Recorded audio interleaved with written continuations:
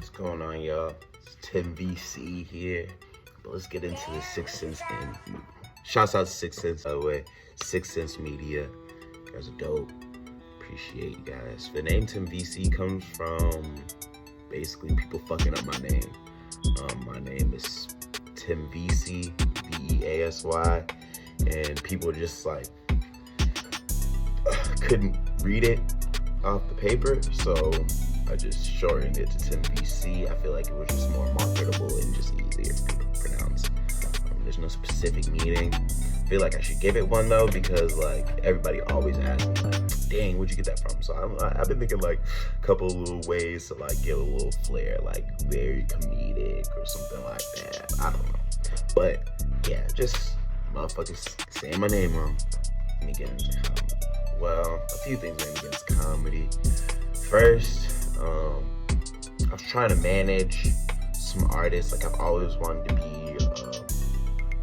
a part of like the entertainment industry, like on the back end, right? Like I wanted to be a manager, a music manager. Still want to be a music manager, so hit me up.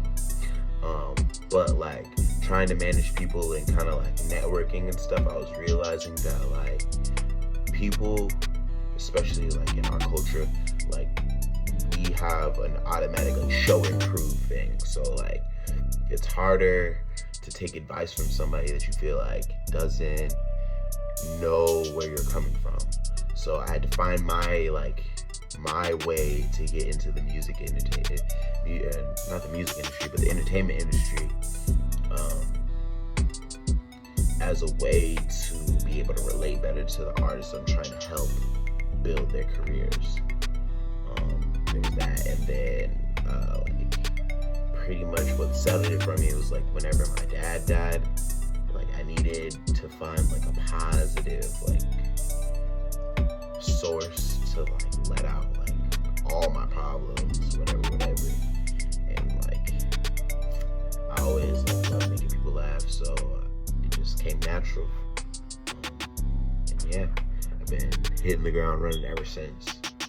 I want to start a chain of comedy clubs back home. We don't have any where I'm from, and like I think that like as time goes by, like and the population grows in my home state, that like that's something that's going to be needed. I think that like comedy is an important part of society, like when it comes to entertainment, and like I don't think that we get enough comedy where I'm from. So I kind of want to like build that up. Like my childhood as a kid, I grew up in Alaska. Shouts out to the 907. Dude, like I was really bad kid. Like I was bad as fuck. Like I was mouthy. Like so, like either I was talking too much or I was in trouble and I wouldn't talk at all. Like I was very like polar. I guess like I'm polar on the two polar sides of like how I was. Like either I was loud, obnoxious, making jokes when I wasn't supposed to, talking, butting in grown folks' conversation, disturbing my teacher, but all that kind of shit. I got kicked out of preschool. It was the first time I ever got kicked out of school. I spent half of middle school in ISS. Expelled in high school for fighting. I was a badass kid. I was bad as fuck. Bad and bored. I always say like there's no such thing as a bad kid. There's just such a thing as a bored kid, right? Like you kind of gotta like keep your kids entertained. And so like in Alaska, there really wasn't a lot to do except for party, get fucked up, and terrorize people. That's pretty much what I was up to. How did this song Hood Booger Sex come about? Alright, so Hood Booger Sex is originally supposed to be called Air Mattress. And Air Mattress basically came about from a song not a song, but a joke that I wrote, that it was like probably like one of the first real jokes I wrote all by myself with no help. And like pretty much all the people in the community like fuck with it. Like I pretty much wrote that joke for the crowd at Grove open mic, Grove Puffin mic when it was at Grove.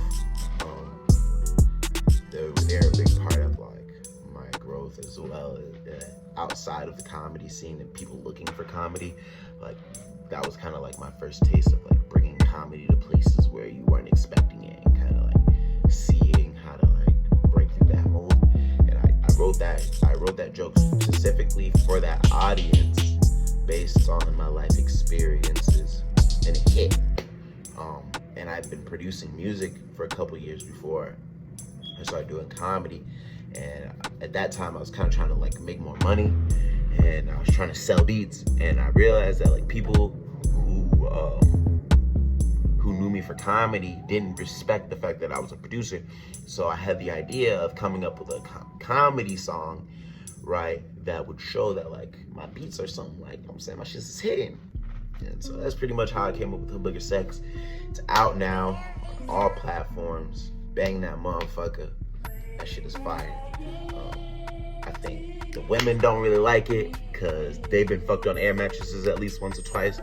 But all the niggas love that shit because, like, bro, who hasn't pulled up to a Hood Booger house and fucked on air mattress on the floor, right? Food spot in VA. I don't really eat out a lot. Broke as fuck. But when I do eat out, normally it's like I'm taking a girl out or whatever. Her favorite spot is Waz, like Rancho something in Chesapeake. Yeah, but I don't really eat out too much. It was like my first time performing at the Funny Bone. Pretty much like okay, so like after doing like months and months and like years of doing like open mics and kind of like being in positions where you're either like forcing people to like not laugh but like listen and kind of engage in your comedy, and going to a place where people paid to see comedy specifically, whether it be you or not, definitely is a different experience. It's solidified like that. Like I'm doing exactly what I'm supposed to be doing, right? Like even though like my skill set wasn't strong at that time, and I think even like I'm probably like 6 to 9 months removed from that, like even more so now, I feel like my skill set is way better.